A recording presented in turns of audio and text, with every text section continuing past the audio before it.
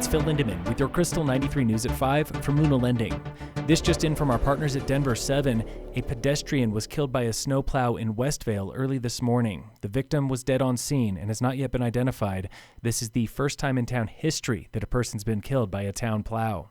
3 new faces are joining Dillon Town Council after the first recall election in town history. Linda Oliver, Barb Richard, Josh, Samuel. Removed from office were Dana Christensen, Renee Mimura, and John Woods, all second-term council members.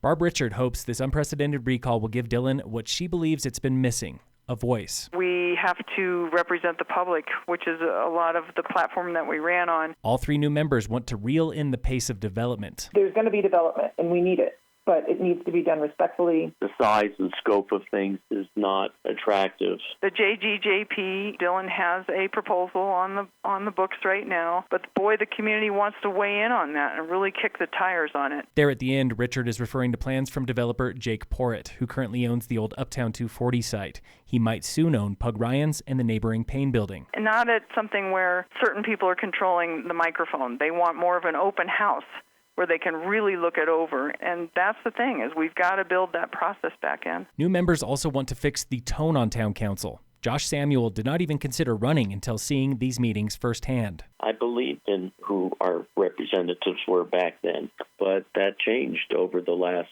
half a dozen or dozen town council meetings when I got to hear council people call people liars and badmouth people. Samuel admits he has lost friends over the recall. 2 of the people that have gotten recalled, of which they're no longer my friends. Barb Richard and Linda Oliver have been involved from the start. They led the recall petition with 3 others who did not run for office. This is what democracy has to offer to us, and we use the tools that were given to us. When leadership is failing, we have this option to do this. More than 300 locals voted in the election. That's about 30% of Dillon's year-round population. All 3 new members met many of these voters in person while campaigning. This is what they took away. People were very discouraged to go to any of the meetings, and it was frustrating for them to go, and I hope that we can heal that. We have a diamond here. This isn't a lemon, and it's not a fire sale. I think we're the sleeping giant. Next Tuesday is their first regular meeting as council members. Richard knows the work starts now. There's some pressure right now. There's development proposals. There's changes to the service plan. We're going to have to hit the ground running. On the agenda for Tuesday are pending changes to a metro district, which is tied to Porritt's plans for Pugs in the Payne building. Just moments ago, we heard from Porritt via email. He says, "We believe that the incoming council members' defamatory allegations and public threats to interfere with our existing property rights disqualifies them and exposes the town to potentially significant legal liabilities." He did not expand on what that legal trouble could be. In local entertainment news, you can see Best Picture winner Anora showing tonight and tomorrow at the Eclipse in downtown Breck. It's the only place in town screening Oscar winners and nominees.